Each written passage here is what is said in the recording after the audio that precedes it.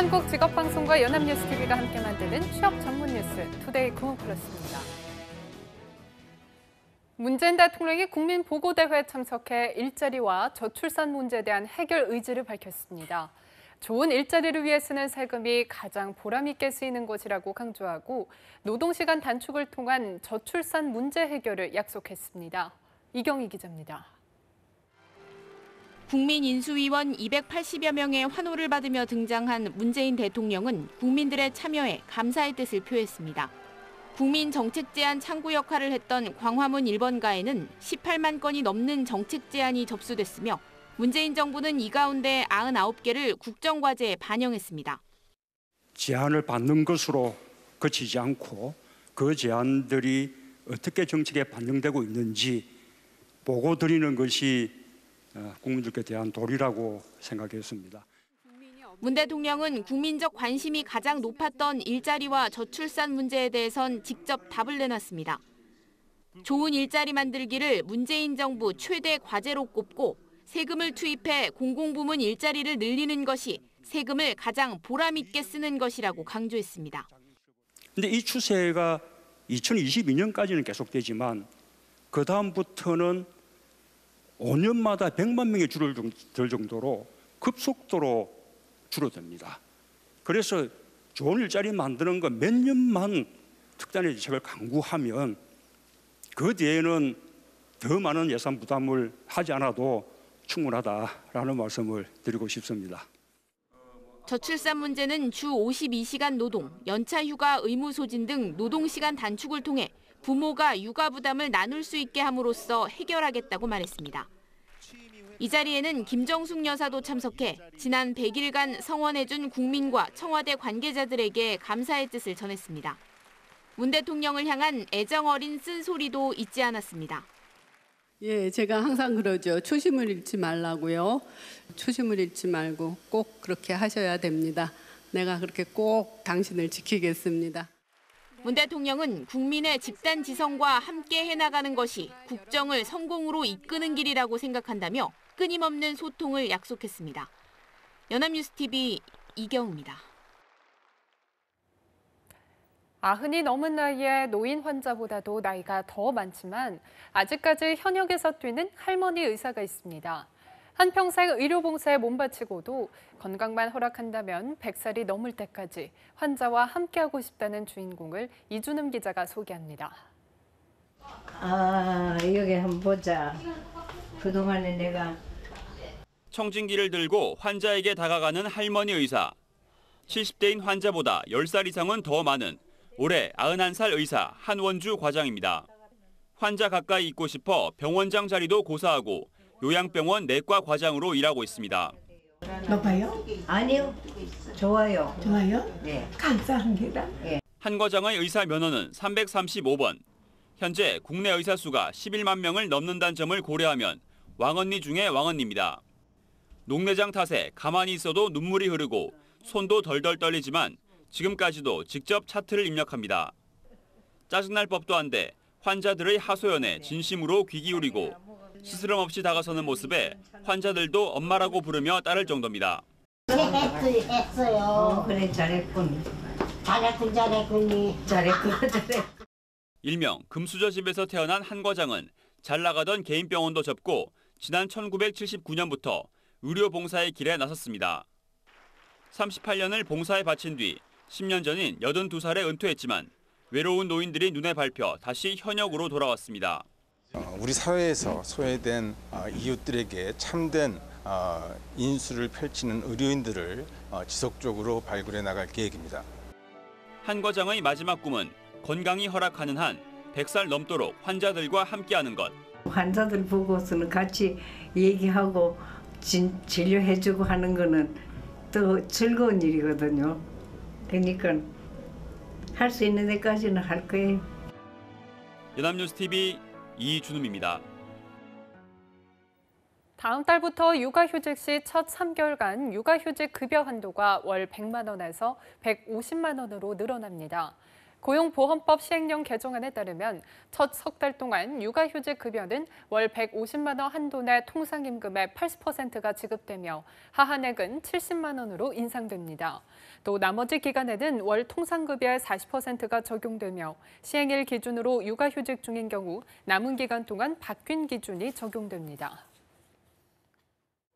공무원 승진제도 개선은 노동 조건과 직접 관련이 없는 국가기관의 정책 결정에 관한 사항인 만큼 공무원 단체 협약을 통해 정할 수 없다는 대법원의 판결이 나왔습니다.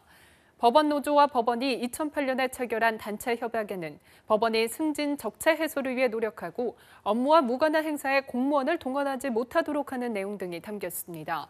하지만 고용노동부는 2010년 노동 조건과 직접 관련되지 않는 교섭 금지 사항을 단협에 넣었다며 시정명령을 내렸고 노조는 이에 불복해 소송을 냈습니다. 올해 상반기 급여 1위 은행은 시티은행인 것으로 나타났습니다. 국내 주요 은행 7곳의 반기 보고서를 보면 시티은행원들은 올 상반기 평균 4,900만 원을 수령한 것으로 나타났습니다. 신한은행이 평균 4,800만 원으로 2위였고 우리은행이 4,500만 원으로 그 뒤를 이었습니다. 한편 금융지주별로 살펴보면 신한금융지주 직원이 가장 많은 평균 6천만 원을, 카드업계에서는 신한카드 직원이 가장 많은 5,500만 원을 받았습니다. 지난해 초등교원 임용시험 합격자 9명 가운데 1명이 현직 교사인 것으로 집계됐습니다. 지방에서 합격했지만 수도권에서 일하기 위해 이른바 반수를 택한 건데요. 교육당국의 교원 선발 정책에 적잖은 문제점이 드러났습니다. 조성음 기자입니다. 전국 17개 시도교육청에 따르면 지난해 치러진 2017학년도 초등교원 임용시험 합격자는 4,854명입니다. 이 가운데 현직 교원 신분으로 응시한 합격자는 556명으로 11.5%를 차지합니다. 합격자 9명 중 1명이 현직 교원 신분으로 이들의 60%가 넘는 361명은 수도권에 응시했습니다. 2015학년도 초등교원 임용시험에서는 278명, 2016학년도 초등교원 임용시험에서 524명이 현직 교원 합격자 중 수도권 응시자였습니다. 매년 수백 명의 교원이 서울 등 수도권에서 일하기 위해 반수를 택하면서 서울교육청의 과도한 초등교원 선발이 교원 수급 문제를 심화시켰다는 지적이 나오고 있습니다. 실제로 서울교육청이 초등교원 600명을 모집한다고 밝힌 2015학년도에는 합격자 중 현직 교원 비율이 7.7%였지만 960명을 모집한 이듬해 12%로 급상승했습니다. 지역 교대 졸업생은 물론 현직 교원까지 수도권으로 몰리면서 지역 간 임용시험 경쟁률도 명암이 갈립니다. 서울의 경우 지난해 초등교원 임용시험 경쟁률이 1.84대 1, 경기는 1.36대 1로 전국 평균인 1.19대 1을 웃돌았지만 충남과 강원 지역은 응시자가 모집 인원의 절반에도 못 미쳤습니다. 관계자들은 수도권 교육청이 적절한 수의 교원을 선발하고 정부 측이 지방 응시를 유도할 방책을 하루빨리 실시해야 한다고 입을 모읍니다. 연합뉴스TV 조성흠입니다. 회사 경영 방침을 비판하는 선전 활동을 한 대기업 노조 간부에 대한 징계 처분이 정당하다는 판결에 제동이 걸렸습니다. 대법원은 사칙을 어겼다 하더라도 정당한 노동조합 활동이면 처벌할 수 없다고 봤습니다. 이소영 기자입니다. 지난 2015년 현대중공업 노동조합 대의원인 정모 씨는 회사로부터 정직 4주의 징계 처분을 받았습니다. 성과연봉제와 구조조정을 비판하는 유인물을 붙이는 등 금지된 활동을 했다는 이유인데 정 씨가 반발하며 징계를 둘러싼 다툼은 소송으로 이어지게 됐습니다. 1심과 2심은 서로 엇갈린 결과를 내놓았습니다. 1심은 정 씨가 정당한 노조활동을 했다고 봤지만 항소심 재판부는 노동자를 짐승 취급한다는 허위 사실로 회사의 명예를 훼손하는 등 취업규칙을 어겼다고 판단했습니다. 사건을 넘겨받은 대법원은 항소심이 법리를 오해했다며 사건을 다시 돌려보냈습니다. 회사가 선전활동을 금지했더라도 이것이 정당한 노조활동이라면 징계할 수 없는 만큼 그 내용과 목적을 따져봐야 한다는 겁니다. 이처럼 최근 사측과의 협약이나 규칙보다 정당한 노조 활동의 권리가 앞선다는 판결이 이어지는 추세입니다. 지난 2015년 대법원은 허가 없이 노조 신문을 나눠준 삼성 노조원들에 대해서도 같은 이유로 처벌할 수 없다고 판단했습니다. 같은 해 서울행정법원도 통상임금 소송 참여를 독려하는 유인물을 뿌린 한국타이어 노조원들에 대한 징계가 부당하다고 판결했습니다. 연합뉴스TV 이소영입니다. 10대 대기업 그룹 중 8곳이 올해 들어 임원수를 줄인 것으로 나타났습니다. 지난 20일 재벌닷컴이 자산상위 10대 그룹 소속 상장사의 사업 보고서와 분기 보고서를 토대로 임원 현황을 조사한 결과 올해 6월 말 기준으로 5,619명으로 작년 말에 비해 5,654명보다 35명이 줄었습니다. 그룹별로 보면 10대 그룹 중 삼성과 SK그룹만 상장사 임원수가 늘었고 나머지 8개 그룹은 감소했습니다. 여성 임원은 작년보다 5명 늘었지만 전체 임원에서의 비율은 아직도 2.4%에 불과해 두꺼운 유리천장은 여전한 것으로 드러났습니다. 소득 수준이 높을수록 세금에서 해방되는데 오랜 시간이 걸리는 것으로 나타났습니다. 한국경제연구원이 국세통계연보 2007년에서 2015년 데이터를 바탕으로 근로소득세 현황을 분석한 결과 고소득 근로자는 저소득 근로자보다 세금 해방일을 맞기까지 최대 4개월을 더 일해야 하는 것으로 나타났습니다. 2015년 과세표준 구간별 근로소득세 해방일 분석 결과 1,200만 원 이하는 2일, 5억 원 이상은 118일이 소요돼 양소득 구간 간 이 세금 해방일 차이는 116일을 기록했습니다.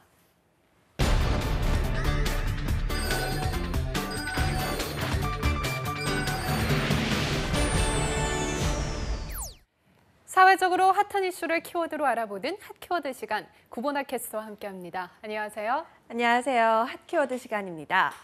물가가 고공행진을 하면서 가계의 시름도 깊어지고 있습니다.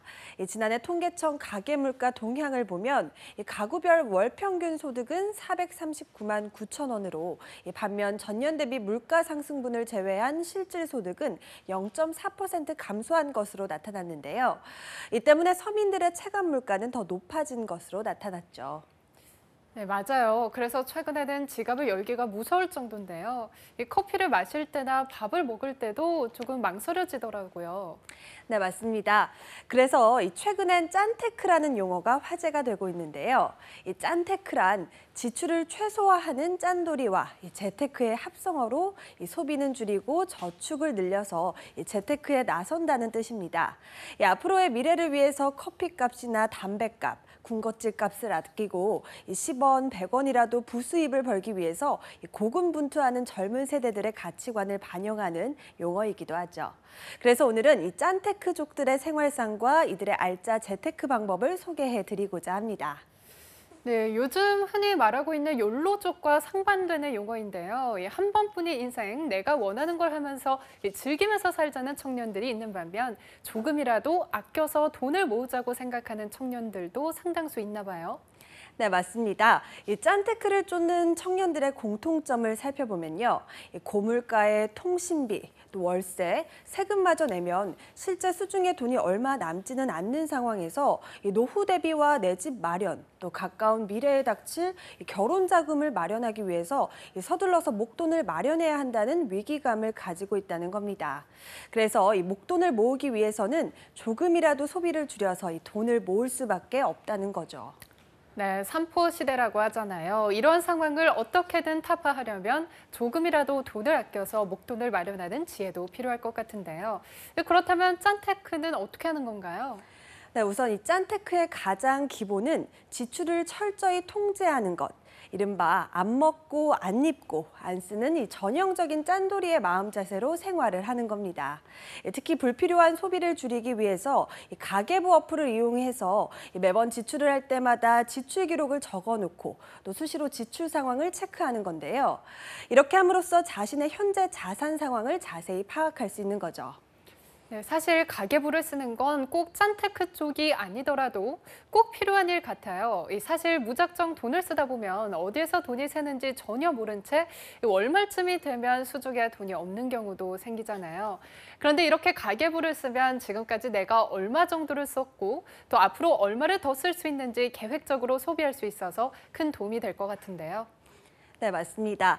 여기에 더 나아가서 최근엔 짠테크족을 위해서 이러한 생활비 달력 상품도 출시가 되었는데요. 과연 이 달력은 어떻게 쓰는 걸까요? 한번 맞춰보시죠. 글쎄요. 이 주머니가 달려있고 거기다가 매일의 가계부나 영수증을 넣는 건가요? 땡, 틀렸습니다. 바로 이렇게 매일매일 써야 할 돈만 넣어놓은 뒤에 하루에 딱 정해진 지출만 하는 건데요. 이렇게 강제적으로 지출 상한선을 정해놓으면 불필요한 소비를 하지 않게 된다는 거죠. 네, 상당히 좋은 방법인 것 같은데요. 출근 전에 생활비 달력에서 돈을 뽑아서 지갑에 넣고 다니면 신용카드도 쓰지 않아도 되니까 지출을 할 때마다 자신의 소비 상황을 인지하게 된다는 거잖아요. 네, 맞습니다. 여기에서 더 나아가서 이 짠테크족의 또 다른 재테크 방법을 알려드리겠습니다. 바로 캘린더 강제 저축법인데요. 이 생활비 달력이 일자에 맞춰서 소비를 하는 것이었다면 이 캘린더 강제 저축은 일자에 맞춰서 저축액을 늘리는 방법입니다. 예를 들어서 1일에 1,000원을 저축했으면 2일에는 2,000원. 3일에는 3,000원, 이렇게 해서 31일에는 총 31,000원을 저축하는 겁니다. 이렇게 1일부터 31일까지 꾸준히 돈을 모으면 49만 6천 원이 되는데요. 이걸 1년 동안 꾸준히 하면 과연 얼마가 되는지 아시나요? 글쎄요. 한 달에 약 50만 원 정도를 저축을 하는 거니까 1년이면 600만 원 가까이 저축을 하는 건가요? 네, 그렇습니다. 1,000원으로 시작한 돈이 1년 후엔 무려 573만 원으로 돌아온다는 건데요. 처음엔 다소 힘들 수 있겠지만 이렇게 매일 강제적으로 저축을 하게 되면 언젠가는 지출을 줄이는 습관이 되고 또 2년이면 1,000만 원이 넘는 목돈으로 내게 돌아온다는 거죠. 여기서 팁을 한 가지 드리자면 강제 저축법을 보다 쉽게 하기 위해선 돈을 모은 뒤에 내가 어떻게 쓸 것인지 구체적인 목표를 세우면 저축이 더 즐겁고 쉬워질 수 있다고 하니까요. 참고하시기 바랍니다. 네, 처음에는 힘들겠지만 명확한 목표가 있으면 돈을 모으는 것 자체만으로도 참 즐거운 취미가 될 것 같은데요. 사실 커피값만 아껴도 1년에 150만 원 정도를 절약할 수 있다고 하잖아요. 조금만 노력하면 강제 저축법도 결코 불가능하지 않을 것 같은데 하루에 굳이 1,000원이 아니라 500원 혹은 100원씩만 저축하기 위해 노력해도 재테크에 큰 도움이 될 것 같습니다. 네, 맞습니다. 그래서 최근엔 부수입을 통해 적은 돈이라도 벌어보자는 이 짠테크도 유행을 하고 있는데요. 바로 앱테크가 그것입니다. 앱테크요? 그건 또 어떤 재테크인가요? 네, 이 앱테크란 스마트폰 애플리케이션으로 하는 재테크라는 뜻으로 특정 어플을 다운받은 뒤에 이 스마트폰 잠금 화면을 활용해서 해당 어플에서 제공하는 광고를 시청하거나 애플리케이션을 다운로드 받으면 사용자에게 캐시나 포인트로 보상을 하는 방식을 말합니다. 이렇게 광고를 보는 사용자에게 캐시나 포인트로 보상을 하는 어플을 리워드 앱이라고도 부르는데요. 일반적으로 광고를 한 번씩 볼 때마다 20원에서 50원 정도의 캐시가 제공이 됩니다. 특정 미션을 수행하면 더 많은 캐시를 얻을 수도 있는데요. 이렇게 해서 조금씩 캐시를 모으면 어느 순간엔 10,000원 이상의 목돈으로 만들어진다는 거죠. 이것을 다시 현금화해서 평소에 사고 싶었던 소소한 생활용품이나 책 등을 살 수 있는 알짜 재테크 방법인 셈입니다. 네, 10원 단위의 캐시를 받을 수 있다고 들었을 때는 과연 효율적인 재테크 방법인가라는 생각을 했는데 우리가 스마트폰을 들여다보는 시간을 생각해보면 결코 놓칠 수 없는 재테크 방법일 것 같습니다. 과거에는 구두쇠, 짠돌이가 지나치게 돈을 아끼는 수전노라는 의미로 부정적으로 쓰였지만 지금의 짠테크족은 산포와 불황을 이기려는 청년들의 옹골찬 모습으로만 느껴지는데요. 티끌모아 태산이라는 옛말이 생각나는 지금입니다. 여러분도 이 짠테크족의 지혜를 활용해 불황을 타파해보시는 건 어떨까요?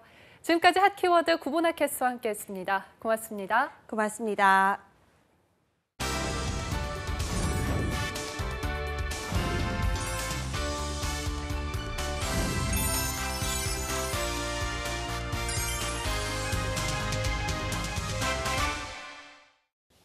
투데이 고용 플러스 오늘 준비한 소식은 여기까지입니다. 함께해 주신 여러분 고맙습니다.